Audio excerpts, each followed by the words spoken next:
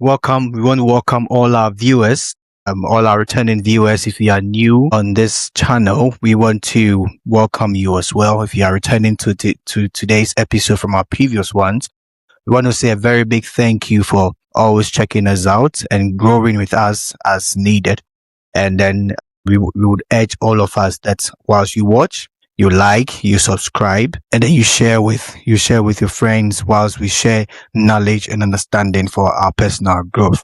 All right, so today's episode is quite an interesting one. It's a twist and turn one, which will instigate a whole lot of a conversation. We are going to talk about colonialism and how it has affected our day-to-day lives. Today, we want to go into these two trajectories and then want to see how it has affected our lives, how it has unconsciously affected our decisions we make as people. This is the conversation we're going to have today, and I believe that it's going to be very interesting. And I have my co-host here, Emmanuel, and we are going to delve into a lot of discussions today. All right. So, Emmanuel, what is your thoughts, as usual? What is your thoughts on colonization and then colonialism and how it has affected us as a people at this point in time? Do you think that it has affected us? If so, what is your thoughts? Okay, so thank you very much as usual. So I want to emphasize on this statement that colonialism in simple term is when a powerful country or a powerful nation extends its control onto another country. And those of us from Africa, we are very familiar with the word colonialism. And briefly, when you talk about colonialism, people may be thinking about the stolen gold, minerals that we had, ancestors that were taken from our countries to different countries, governing our systems, like the systems that we operated with.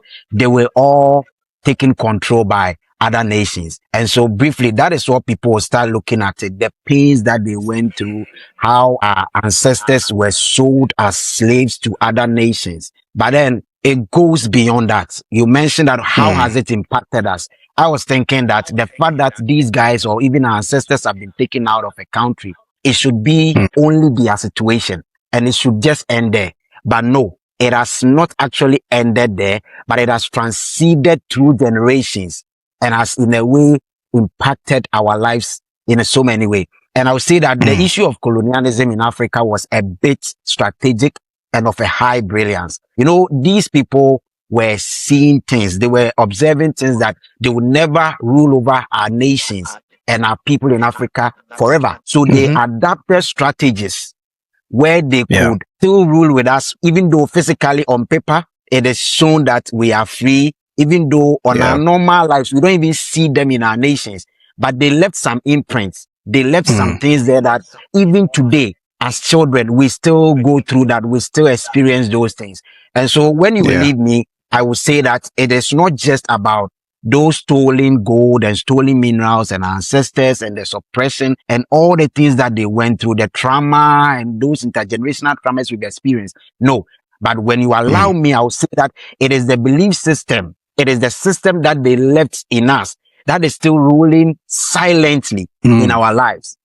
And so I know that at the end of this whole podcast, that is where we want to throw more light into this whole podcast so that the people will understand what is happening in our contemporary days. So when you said it is our belief system that has been handed down, you know what just crossed my mind? If we said the belief system that was handed down to us, one thing that just crossed my mind was the fact that we need to understand that when colonization actually happened, it happened in a way that there's one particular thing they stripped from us, and that is our self-dignity, our self-worth. So if that has been stripped off, up to today, it has affected a majority of us that we don't even realize. Let me give you a detailed example. When an African or a black man makes a lot of money, he wants to make a statement. He wants the world to understand that he has made money. And they want to address that they are worth something. They are also worth something. You realize that you have a lot of blacks getting money, and the things they are thinking of buying are expensive chains, expensive shoes, expensive cars. They want to show off. The reality is that we were beaten down as blacks. We were beaten down, and our self-worth, our self-respect was taken from us. So when a black man begins to make, he begins to project that there is something worth that he's able to do. This may be unconscious, but it is a deep wired situation that we have. I believe that all these things are wired down to the belief systems that were handed down to us. So I was just saying that to back up what you just said. Michael, you said two powerful words. You mentioned self-worth and then a belief system that was handed down onto us. Now, how did we get to this place, Michael? Did our parents, our grandparents intentionally did this to us? You go to places and you put a black person there, you put a white person there, and you see so much difference between them. Okay, so let me address this. You see, it was never handed over to us from our grandparents or our parents. It is never the case. Let me make this powerful statement. Real power is when I can be able to convince you that I'm better than you. My God. When I come to you and I don't use guns, but then I'm able to convince you that I am better than you. That is real power. And that was a strategy that was used in the system called colonization. So colonization was not just about looting goods and looting items. No, it wasn't about transporting our people outside their place of birth to go and work in places they never wanted to go to. The idea was that they should plant an idea in our heads that they are worth more than what we are. So you see an African, a typical African, you go to a typical African village, they see maybe a white person or anything.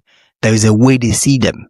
That is a system. We call it the white supremacy. It is called the white supremacy. It is a system that has been has been strategically engineered for people to believe that the white is always correct. Let me boil it down. It is a system that has also been put in place to make sure that anything that comes from a black man is of less quality.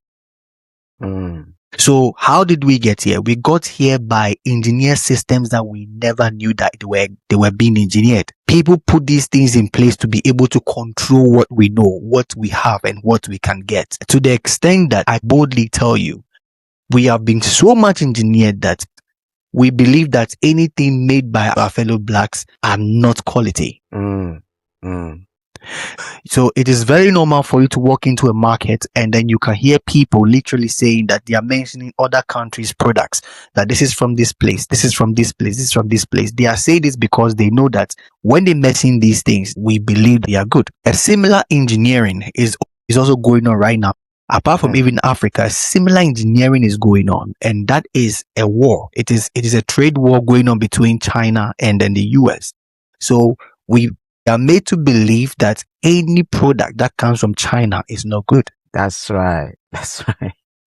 So we call it inferior. The thing that we don't realize is that even the biggest companies in the world have their head offices in China. So China makes most of these quality products we have. I wanted to give that example for you to understand where it came from.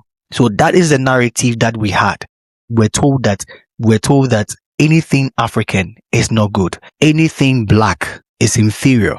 And that was the engineering that went on. If you bring a certificate from anywhere in Africa, any school in Africa, you send it to any part of the world, you are still being forced and you are being told that it's not even good for you to be able to work in anywhere across the world. It is an engineering. So if you're asking where did this come from, it is coming from the back end engineering that has gone on. It has gone on.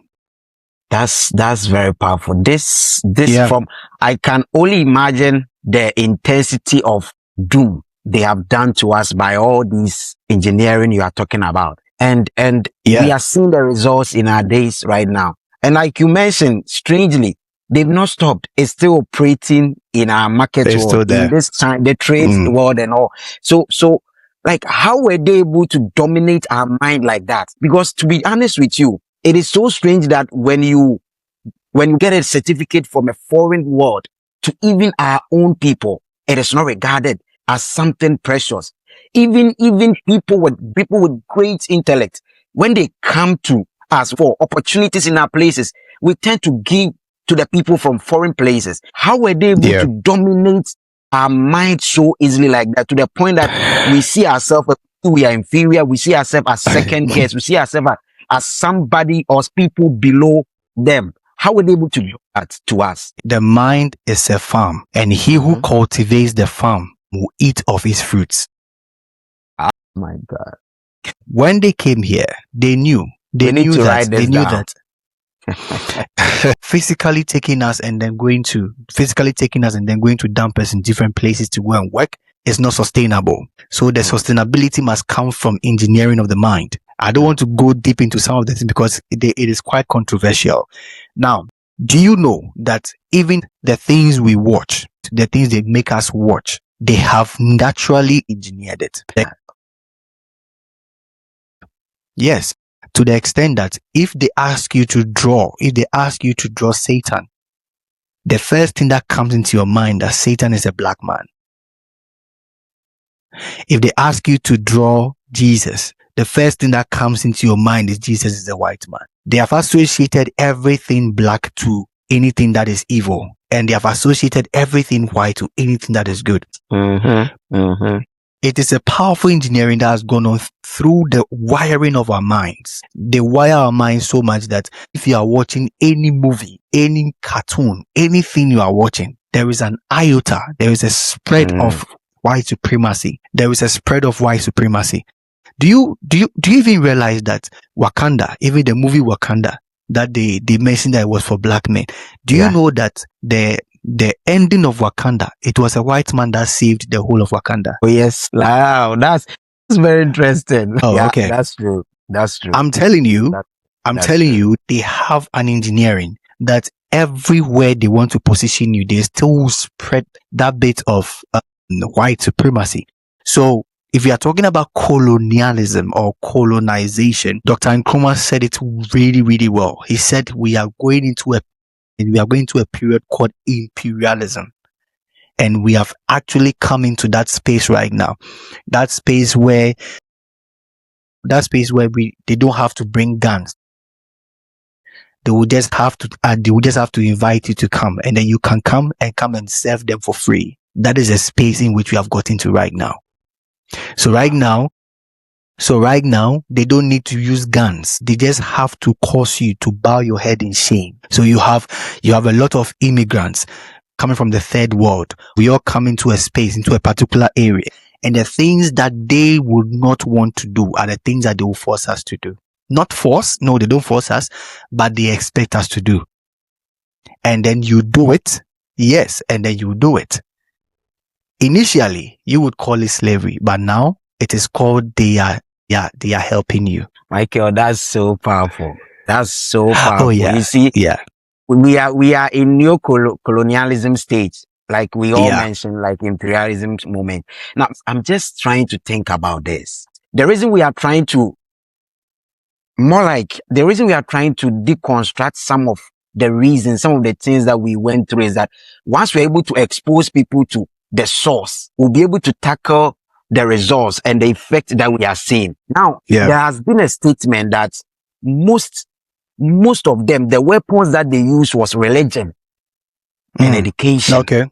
Michael, and I really want us to spend time, like just some few moments, to extensively classify or declassify that statement.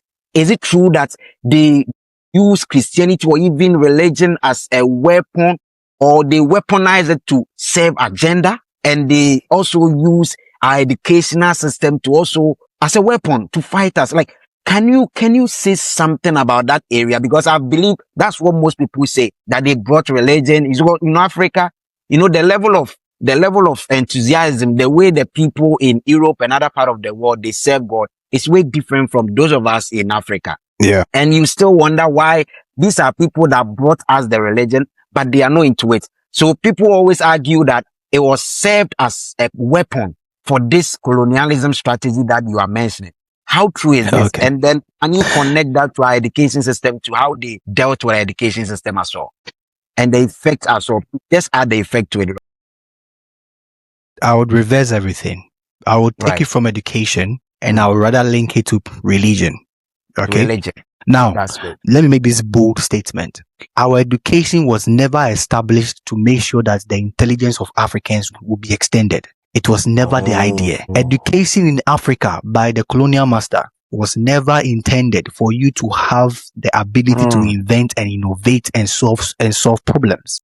That's true. That's The true. the basis of education in Africa, the basis of education in Africa was because when they came in, they realized that there was a language barrier between Africans and the colonial masters.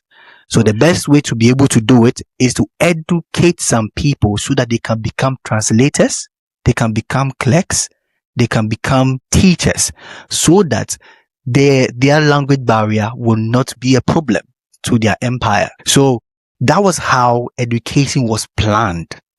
That was how education was planned in the African soil.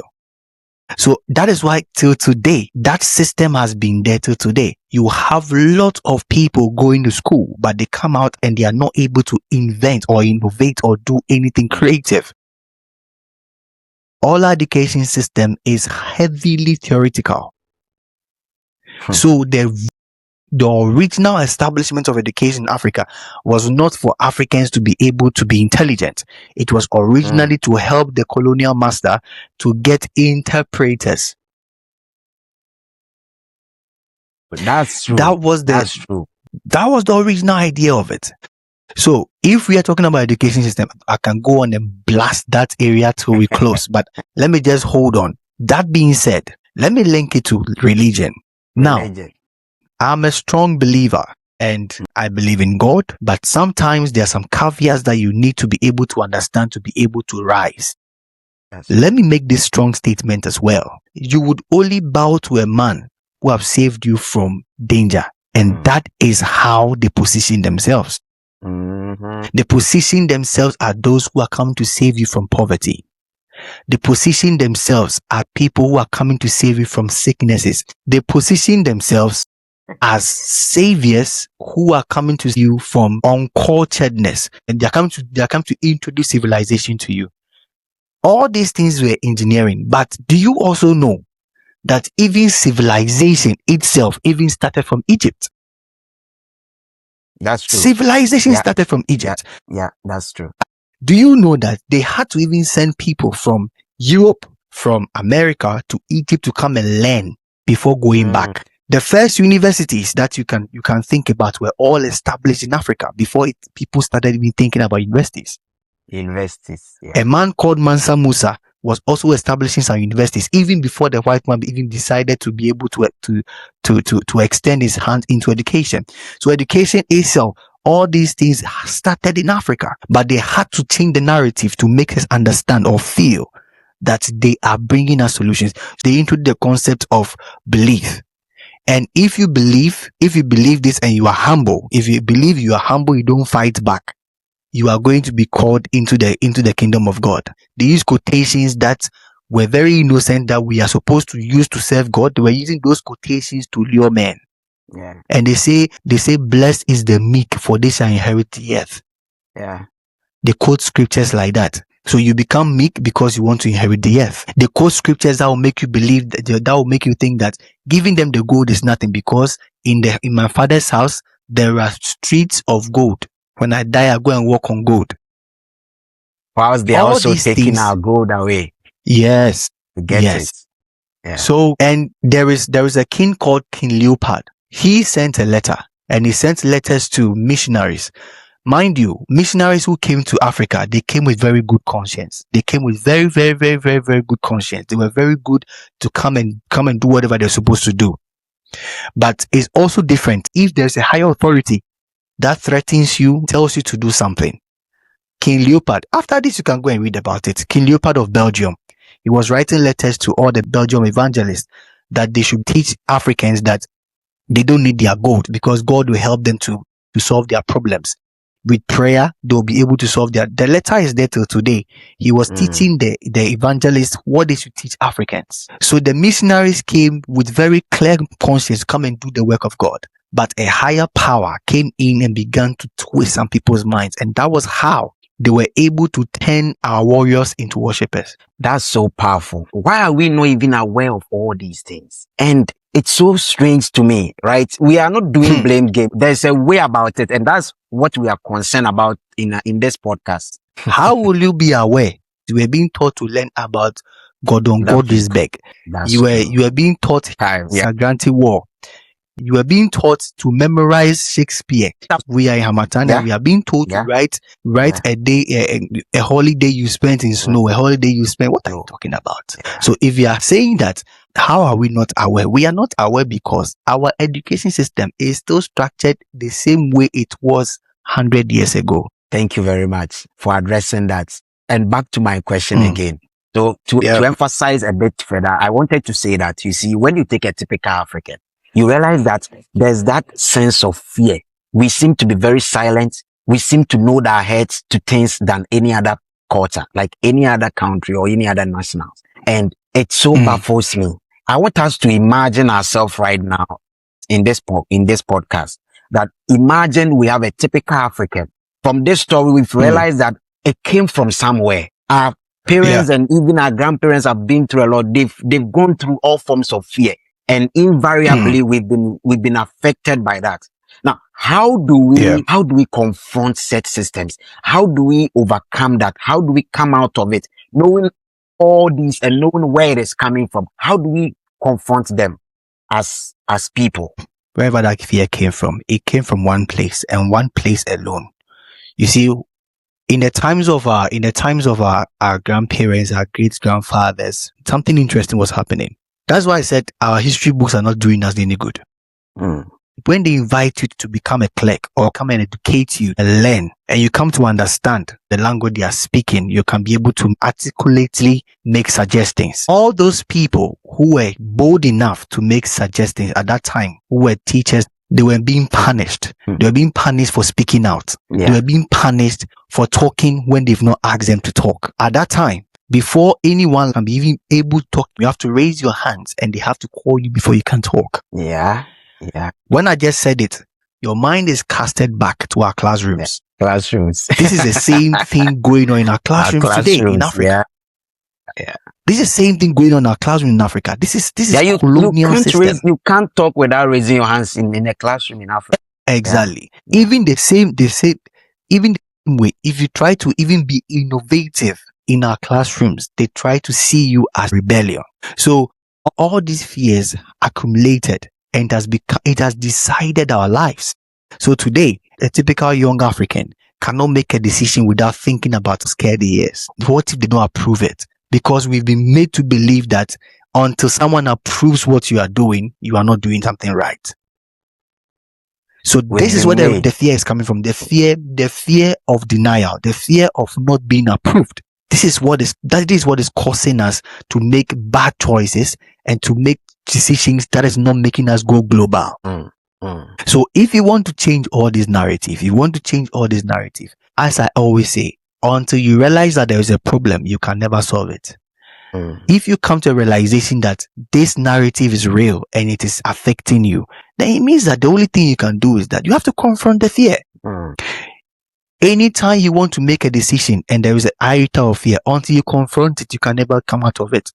Fear is like a war. Anytime you come to it, until you learn how to scale over it, every day it will be your blockage.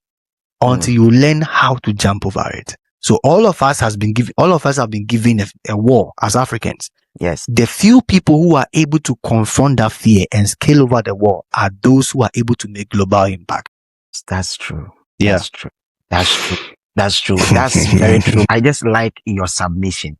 And so being aware of all these things, we just have to confront it. Like I always say, you just have to take what broke our parents, what broke them. We just have to take it and then examine them in the light. And then we have to refuse that we will not repeat those things. And last thing that I want to say, I'm just looking at children. How do we even help our young ones?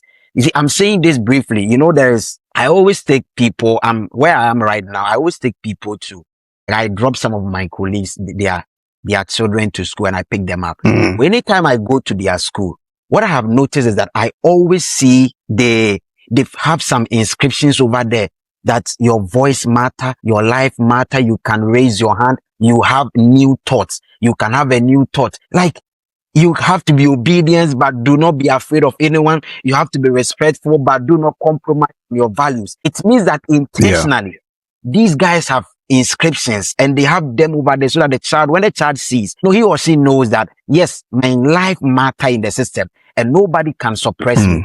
Now, typically, that's true. When, like you mentioned, when an African child is growing up, is trying to be innovative, we always warn them, you are being too known. You have to be very careful. This is our family. You have to be always thinking about where you are coming from. But in other places, it is not like that. So I just want to strategically leave us with this message that how do we raise our children who can confront what attacked our parents, and how can they examine those things so that they will refuse it. They will be able to stand against some of these status quo and some of these happening in our nations or even in our system right now. All right, so I'll end with a statement. Okay. The slave chains you don't break will be handed over as ornaments of decoration to your children. I don't want to laugh about this. Can you reiterate this statement one more time? The slave chains, slave chains you don't break will be handed over as ornaments of decoration to your children. Man, that's so sweet. So that's so sweet. Wow. And we are seeing the reflection in our lives. That's true. We are seeing the reflection in our lives. When our parents were not able to fight back, the kind of control that they were given, the kind of ideas that were being pushed into their heads, because they couldn't do anything about it. Now they raise their children in the same direction. You have a child or you have a young man who wants to think differently, who wants to act differently, who wants to approach life differently. And the same thing that the parents have brought out of the 90s, out of the 80s, they begin to inject it into their systems, into their children's systems, and we all grew up with it. So if we don't break that chain, if we don't break that chain of command, it will be handed down to our children, and they will think that it is decorations. They will feel like this is how it is done. To come to what you said again, you see, you said that you went to some schools and they've intentionally put inscriptions on places where they are encouraging children to be outspoken. They are encouraging children to talk about ideas, talk about how they feel. All these things are there, and they are encouraging children to, the same way, go to our schools. Even in our schools, if you speak your local dialect, you are called before the whole school and you are flogged. Yeah. This is the inferiority complex I'm talking about. This is very sad. So, anytime a child goes somewhere and he speaks his own language, he feels like nobody respects him. My God, this is true. And this was one of the things that China decided that they will never let happen. So they speak their own language and they teach in their own language. So inferiority complex starts from even our schools. That's true. We are beating. See, the goodies that we have are beaten out of us, and we are left empty, and we come out of the school. This is very true. Yes, that's a crown tax. The only person that is seen as smart in the class is the one that has crammed everything in his head. He comes out, he pours it on the paper, and the whole school claps their hands. That's true. And then you come and ask me that why is that we have a lot of graduates but nobody is able to do anything in the country? It's because our school system is producing engineers who are not able to innovate their own stuff. This is what education system is doing to us. If we want to stop this flow, we have to learn how to raise our own children. We have to learn to make sure that even our dinner tables are going to be places that are going to make our children feel free to speak their minds. To speak their mind, that's true. We call something controlled discipline. Controlled discipline is basically you are disciplined, you are being disciplined, but in a controlled way. A controlled way just to make sure that your self-worth is not taken from you. And that is what Africa is lacking. So if we are able to come to a place where we can be able to discipline children, but their self-worth is protected, it is good. if government decides that he wants to overhaul the whole education system, imagine what will happen. But we know the problem, but we are never ever tackling the root of the problem. We are always solving issues without tackling the root. Yes. And personally, I My like brother. how we started the conversation. So we're able to address the roots, and we've also been able to mention some of the symptoms, like the signs we see in our people, the fear and the ability to think small and all. And then we've also provided some solution to it. So one thing strike me when you mention about the slave chain becoming normal ornaments on our neck. It dropped in my mind. I read somewhere which they said children are the living messages we send to the world we will never meet. So it means that in dealing with children, we have to be very intentional. If there are values, there are some messages that we want to give to generations about 100 years from now. We have to infuse in our children today, so that they will infuse to their children's children, and it will go. So that at the end of the day, we will get to change whatever we want to change at the end of it. So please, we have to be very intentional. That was what dropped when you were mentioning some of these things. So we have to be super intentional in how we raise our children regarding this whole thing we are discussing right now. Absolutely. Children are the living messages we send to the world we will never to the reach. world we know. That is it. They are actually the legacy. They are actually the legacy you never even think about. We all think about leaving some legacies in this world. We think about building empires, building houses, building all these things, and we forget that there is one legacy that is breathing, that is alive, that can contain your spirit. That's right. We forget that legacy, and then we put all our legacy into infrastructures that cannot even contain our spirits. So for our children, this should be our goal.